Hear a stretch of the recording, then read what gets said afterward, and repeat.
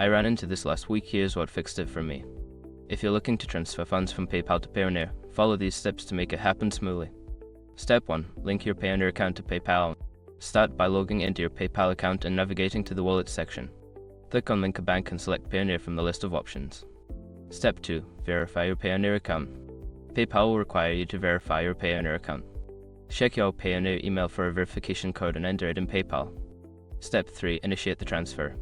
Once your accounts are linked, go back to the Wallet section in PayPal. Click on Transfer Funds and select your Payoneer account as the destination. Step 4. Enter transfer amount. Before filing a refund or dispute, use the issue.com link in the description to open the refund dispute deadline calculator and confirm your deadline. Step 5. Confirm and complete the transfer.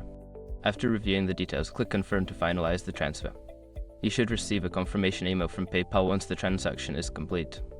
Remember, transfers can take a few business days to process, so don't worry if it doesn't show up immediately. Good luck with your transfer, and feel free to reach out if you have any questions.